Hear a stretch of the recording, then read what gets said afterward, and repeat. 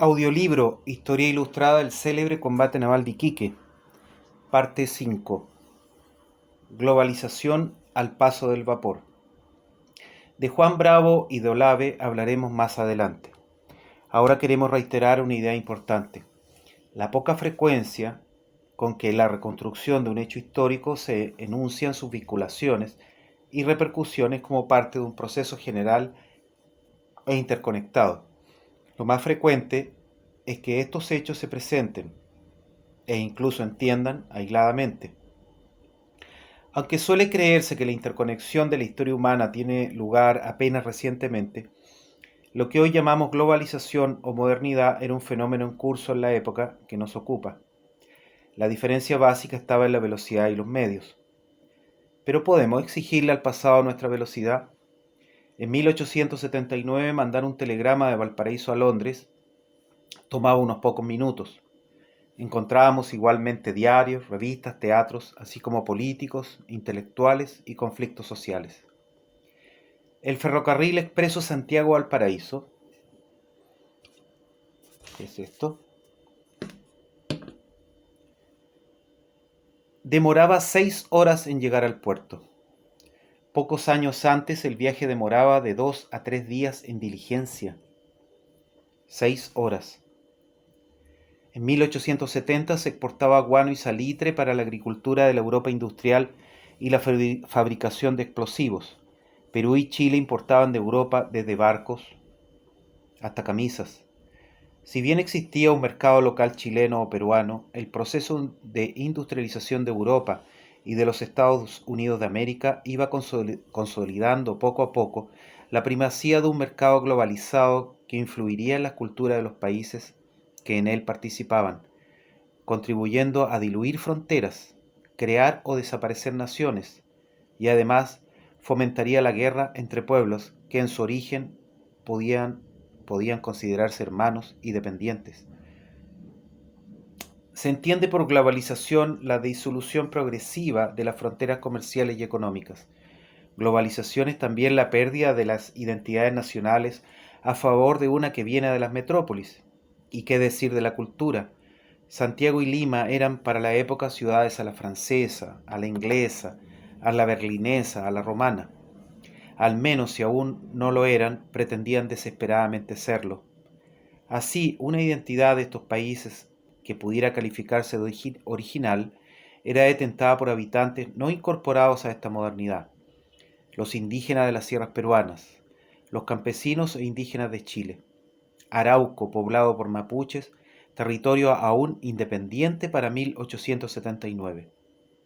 Pero esta identidad era despreciada y vilipendiada por las élites nacionales que reivindicaban el componente europeo de su sangre y de su cultura. En el Japón de esta época se estaba dando un gran salto hacia la modernidad tecnológica y económica, pero sin perder absolutamente nada de su cultura, de su identidad. ¿Será la clave del desarrollo? En contraposición, chilenos y peruanos incorporados a la modernidad como Grau y Prat eran hombres que la vivían plenamente, gentlemen más british que criollos de Piura o Ningüe. Imperialismos. El mundo que desemboca en lo del 21 de mayo es un mundo interconectado, globalizado, moderno y en constante cambio. Tras la derrota de Napoleón Bonaparte en 1815, los países europeos más avanzados económica y tecnológicamente dan inicio al llamado imperialismo colonial. En sentido estricto, colonizar significa que un grupo de personas emigran a otro lugar o país. ¿Ya? Imperio es aquella nación que toma por la fuerza a otra y la hace esclava. Distintos son los imperios, sin embargo. Algunos obligan a las poblaciones soyogadas a integrarse en la cultura del dominador y otros gobiernan con las autoridades locales, originarias, tolerando la cultura de la población. Hacia fines del siglo XIX, Inglaterra, Bélgica, Holanda, Italia, Francia, además de la emergente Prusia, cuya extensión sumaba apenas 1,5 millones de kilómetros cuadrados, había añadido a sus dominios 28 millones de kilómetros cuadrados de tierra extranjera. Esto es la quinta parte de la superficie de la Tierra. Gran parte de esta hazaña se logró gracias al moderno aparato tecnológico militar con que contaban los imperios, fruto de su desarrollo económico, el cual no fue posible contrarrestar con las tecnologías, muchas de ellas, entre comillas, primitivas, con que contaban los pueblos de África, Asia y Oceanía. Determinante en el surgimiento del fenómeno del imperialismo fue el desarrollo comercial capitalista iniciado en el siglo XVI. El vender mercaderías en todo el mundo, fabricadas a partir de materias primas compradas a bajos precios a sus propios clientes, permitió a estos países acumular un excedente que sería utilizado en la inversión de tecnología. Nacen así las máquinas y las máquinas que hacen máquinas. Utilizando la fuerza del vapor, la producción de mercaderías, al igual que la riqueza de Europa, aumentan, y con ellas la necesidad de expandir no ya los mercados, sino sus territorios. Luego se impone la idea del progreso. El humo de las fábricas se convirtió en símbolo de progreso y desarrollo. Y claro, Europa era una humareda. Europa se constituye a sí misma como la guía del mundo y atribuye su éxito no a la economía, sino a una imposición del destino.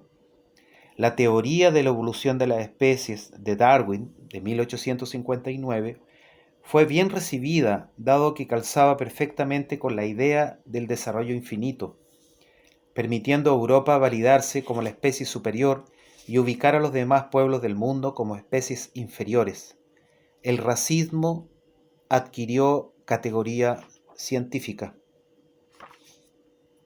Aquí vemos una ilustración de Chicago a finales del siglo XIX, donde lo que más se aprecia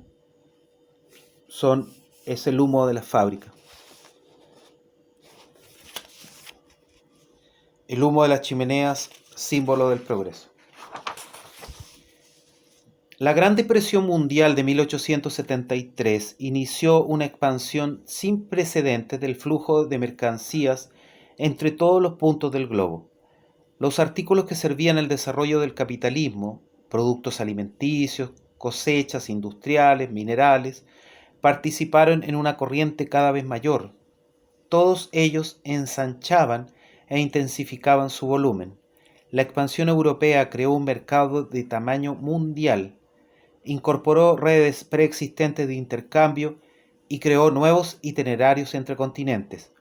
Alentó la especialización regional e inició movimientos mundiales de mercancías. En Europa, especialmente en los países más desarrollados, este proceso provocó una gran miseria entre la clase trabajadora. Si bien se conquistó gran parte de África, Asia y Oceanía, ello no entrañó una mejora en la calidad de vida de la mayoría de los europeos. Por esto, en la misma Europa surgen críticos al nuevo sistema, entre ellos Karl Marx, el de mayor trascendencia, quien escribe el grueso de su obra en Londres, la capital del imperio más grande de la época. Los chilenos. La conquista de España por parte de Napoleón Bonaparte favoreció la independencia de sus colonias en América. De esta surgió el abanico de países que conforman lo que hoy llamamos, la hoy llamada América Latina. La América Latina, como muchas cosas nuestras, fue un invento francés. Cuando en 1864 Francia invade México y designa como su nuevo gobernante al archiduque austriaco Fernando Maximiliano de Habsburgo, los especialistas de París le atribuyen a la América no inglesa una nueva identidad, latina. Siendo parte de la herencia del Imperio Romano, la América Latina podía formar parte del Imperio francés. En 1867 Maximiliano fue fusilado en México, pero quedó el concepto de América Latina, católica y de raíces romanas y griegas, distinta a la América anglosajona y protestante. Antes a estas tierras se les conocía como la América Española. Ante la decadencia del Imperio Español nos llamaríamos durante mucho tiempo Latina. Después entraríamos a formar parte del tercer mundo, pero faltaría mucho para eso. La independencia fue pensada y dirigida por personas que estaban formadas más en Europa que en sus respectivos países. Simón Bolívar, José de San Martín, Bernardo O'Higgins, José Miguel Carrera, son hombres con una educación europea, bajo los ideales del progreso y especialmente los ideales de la Ilustración y de la Revolución Francesa de 1789. Son modernos, dado que ser modernos es ser europeos. Acá vemos un mapa de esa América Latina. No sé si se alcanza a ver. En todo caso, lo que más llamativo es que Chile es más chiquito hacia el norte, pero es dueño de prácticamente toda la Patagonia. Y dice, América Latina, 1879, las fronteras no son estables. Los países americanos seguirían sus guerras y conflictos durante mucho tiempo, lo que impide dibujar un mapa exacto. En Chile, tras fracasados intentos de crear una sociedad democrática y liberal, se impone la era portaliana, caracterizada por su autoritarismo y un desarrollo político y económico exitosos.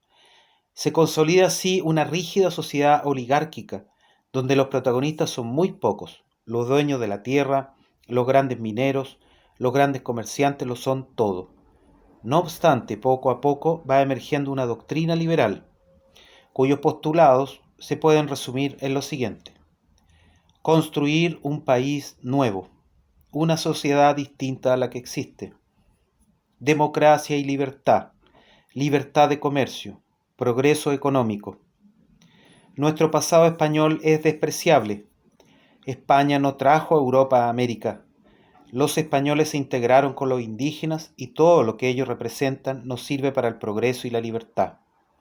Debemos reconstruir los ideales de la independencia, acabar con el autoritarismo de los conservadores y construir desde cero una sociedad nueva y moderna, donde el modelo sea el europeo, especialmente Inglaterra y Francia. Del Chile real nada podemos rescatar.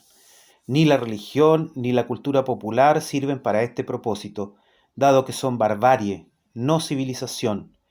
Civilización es lo urbano, la industria, el comercio, las costumbres de los europeos. Dios no se niega, pero se considera a la Iglesia como un obstáculo para el progreso. Al pueblo hay que educarlo, civilizar su barbarie, homogenizar, crear una nueva identidad. Los indígenas son unos salvajes que solo se deben eliminar. Están en la frontera, son una amenaza. Debemos traer inmigrantes europeos para repoblar nuestro territorio vacío. Bueno, este discurso liberal, que basa su argumentación en la libertad y la democracia, no se exige coherencia en referencia al reconocimiento de los derechos del otro. Los pueblos originarios, mapuches, chonos, onas y yamanes, y podría decirse de casi toda la población chilena. Se trataba sin duda del proyecto de una clase emergente, de un sistema económico que se consolidaba. El Chile geográfico era más grande que el Chile actual. El norte chico, límite con Bolivia, tenía una densidad de población baja. La gran Patagonia chilena y el territorio austral era un territorio vacío de chilenos. Solo la zona de Copiapó a Concepción era habitada por chilenos. El territorio mapuche del lado chileno y argentino era aún territorio independiente. En este pequeño territorio, especialmente en Copiapó, Santiago y en el naciente puerto de Valparaíso, es donde el ideal europeo tendrá más fuerza. Los años que anteceden a la Guerra del Pacífico atestiguan el intento de lograr consolidar la acumulación que permitiría a Chile acceder al soñado desarrollo y no solo a fachadas de adobe de arquitectura victoriana. Sin embargo, esto no fue posible. Las clases dirigentes optaron por el lujo y la dependencia por sobre un desarrollo real. Este hecho, de conocimiento común hoy en día, no era evidente para los años 1860-1870. Para entonces el desarrollo casi se podía tocar. No eran jaguares, eran los ingleses de América Latina. ¿Mm? y por sobre todas las cosas eran modernos. ¿Ya? No eran indios, ni negros, ni españoles.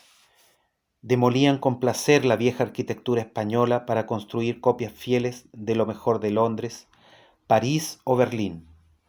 Deseos, por cierto. El Chile real tenía que ver más con latifundistas y campesinos, con relaciones heredadas de la colonia, prácticamente feudales, casas de adobe, un pueblo muy religioso, costumbres coloniales y un ritmo colonial en la vida cotidiana.